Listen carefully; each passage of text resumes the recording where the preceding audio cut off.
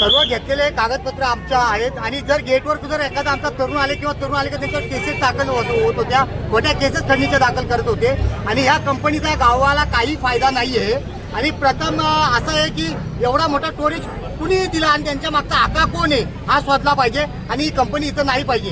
गावाच्या मधोमध आणि प्रथमतः फायर ऑडिट झालं पाहिजे, एमपीसीबीचे ऍक्ट त्यांच्यावर लागले पाहिजेत आणि त्या मॅडमला तो व्यवस्थापक याच्यावर तो राणे साहेब आहे यांच्यावर पहिले FIR दर्ज करून गुन्हे दाखल करा, ही आमच्या ग्रामस्थांची मागणी आहे. आज सकाळी त्यांनी 500 लोक गोळा केली. दलाल गावातले आहेत, बाहेरचे आहेत, ते दलाल आता तुम्ही शोधून काढा आणि लोकांना पण माहिती आहे ते दलाल कोण आहेत ते. या दलालांचा पण पुऱ्या कंपनीने सायटा घेतला आणि ही मॅडम व्हिडिओमध्ये हसते. तहसीलदार साहेब उभे असताना ही मॅडम स्वतः हसते, म्हणजे हिने ही आज स्वतः लावलेली आहे इन्शुरन्स साठी. जे कोणी दलाल असतील नसतील, कारण इथं सिद्ध लगेच सिद्ध होत आहे, कारण इथं नाही बॉडी ग्रामपंचायतची. आम्ही काल रात्रीपासून मेसेज टाकले ग्रुपवर, सगळ्या आम्हाला ग्रामस्थांना इथं जमा व्हायचे. पार सरपंचाला पण गेलेलं मेसेज, उपसरपंचाला गेले, सदस्याला पण गेलेले. इथं फक्त आमच्या इथं 2च सदस्य आम्हाला इथं भेटलेले आहेत. आमच्या इथं आमची समस्या समजून घ्यायची, पण इथं नाही सरपंच नाही सर. मग दलाल कोण आहेत? आणि सरपंच उपसरपंच सगळी बॉडी आतमध्ये आहे, बाकीची उर्वरित बॉडी जी कोणी आहे ती आतमध्ये बसली. आता पण तुम्ही गेलेत ना तरी तुम्हाला आता इथं अवेलेबल भेटेल ती. मग इथं दलाल कोण आहे ते लगेच चित्र स्पष्टच होते, त्या सांगायची गरजच नाहीये कोण काय येते. आंदोलन जो आहे ना, कंपनी नेहमीच संशयाच्या भोवऱ्यात अडकलेली होती. तर आपण माझ्याशी बोलताना थोडं मागे गेटकडे लक्ष घाला, तर तुम्ही जो वाढीव गेट आहे तो रस्त्याला खेटू नये. मुख्य रस्ता जी आहे आपला जो PWDचा रस्ता तिथून सुद्धा त्यांनी ते जुमानला नाही आहे आणि कायद्याला आटा मारून त्यांनी आता गेट वाढवलेलं आहे. कुठल्याही प्रकारचे जर त्याच्याकडे स्वतःची फायर एक्सटिंग्विशर सिस्टम नाही आहे याचा अर्थ तुम्ही समजून जा. कंपनीचे मनसुबे कधीही चांगले नव्हते, त्यांनी गावाला गृहीतच धरलेला आहे. आणि आज एवढा मोठा केमिकल प्लांटचा ब्लास्ट झाल्यानंतर सुद्धा तिथे दुसऱ्या दिवशीपर्यंत सुद्धा त्याला साफसफाईला घेत असेल तर माझ्यामध्ये हे जमाचं आमच्या नागरिकांना धोकादायक आहे, आमच्या भविष्यासाठी धोकादायक आहे. आणि काल पूर्णपणे गॅस जोडलेला होता, सेटलमेंट सुद्धा स्वतःच्या अधिकारी होता. नेग्लिजन्स झालेला आहे आणि इंटेन्शन झालेलं आहे. इथं कदाचित बळी सुद्धा गेलेल्याची शक्यता आपण नाकारू शकतो. आता रात्री अहोरात्री इथे म्हणजे केमिकल कंपनी म्हटलं गेलं तरी चालेल. अहोरात्री 8 वाजता हे भीषण अपघात झाले आणि सगळं आदिवासी लोक बाहेर कुठे 2-2, 3-3 अंतर राहिले.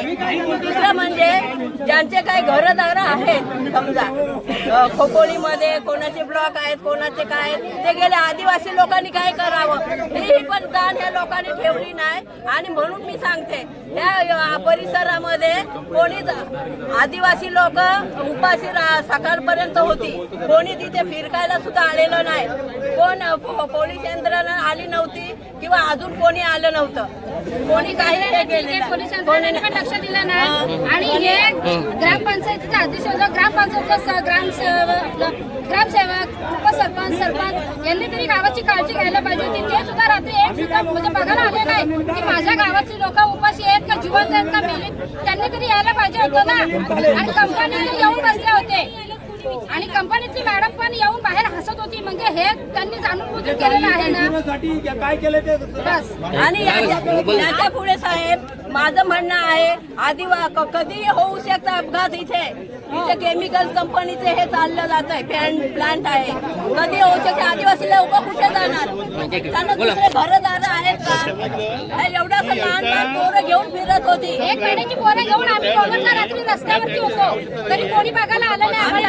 आणि आता पोलीस आम्हाला म्हणतात का आम्ही रात्री होतो, पण त्यांनी आमच्यावरती काय केलं? आमची लोक मालावर होती, मालावर अशा गवतामध्ये पडून होती लोक. आणि याचा परिणाम आणि लोकांनी त्याचा हे घ्यायला पाहिजे. आज सरकारी सुट्टी, आज संडे बरोबर. आज संडे असून ह्या लोकांनी त्या लोकांना काय साफ करायला बोलवलंय काय? आमची माणसं किती मेलीत आणि किती उचलायला या पोलीस स्टाफ इथं येऊन त्यांनी आधी चेक करायला पाहिजे होतं का इथं नक्की काय घडलंय. तेव्हा लोकांना कंपनी पूर्णपणे आम्ही आता 1 तास झालं इथं उभा आहे तरी सरपंच पण नाही आणि उपसरपंच पण नाही का आमच्या माणसांना काय झालंय. वोटिंग करताना हे लोक येत होते ना आमच्या दारात, मग तुम्ही आता विचारायला आले का नाही? आम्हाला एवढंच आहे, सरपंचांना एवढंच विचारायचं आहे, सरपंच उपसरपंचांना का तुम्ही गावासाठी आहात का कंपनीसाठी आहात?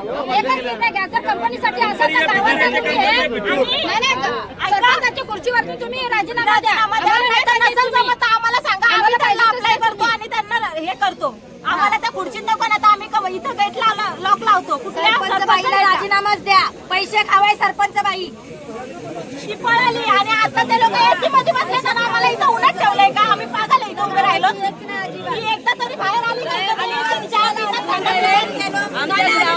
आदिवासी ग्रामस्थ असोत, नवबौद्ध आमचे असोत, नारंगी गाव असो, मालेगाव असो, आम्ही माणसंच आहोत. आणि असं नाही की सगळे श्रीमंत आहेत. असं पुन्हा जर झालं तर आदिवासी लोक, आमची लोक जाणार नाही. म्हणून पूर्णपणे बंद झाला पाहिजे. सगळ्यात मेन पॉईंट आहे मला काय बोलायचं, ती आग लागली, ती लाभ लागली, पण जो माणूस आजार आहे त्याला अटॅक येऊनच जर तो मेला तर आम्ही काय करणार हे पण सांगत नाही. बरोबर ना?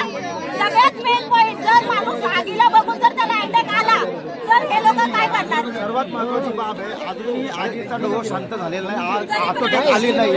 अजूनही सकाळी आतमध्ये गेलेले पोलीस पाटील सांगितलं आग अजून चालू आहे. आणि हे असताना आज सरकारी सुट्टी असताना सुद्धा 250 लेबर कामासाठी मॅडमनी बोलवलं आहे. याचा अर्थ त्यांना कंपनी चालू करण्याची घाई लागलेली आहे. दुसरी महत्वाची गोष्ट, सरपंच उपसरपंच ग्रामपंचायत गावाचा आहे का कंपनीच्या मॅनेजमेंटचा आहे हे समजायला मागे नाही. कारण जनतेच्या बरोबर सरपंच उपसरपंच आज उभा राहायला हवा.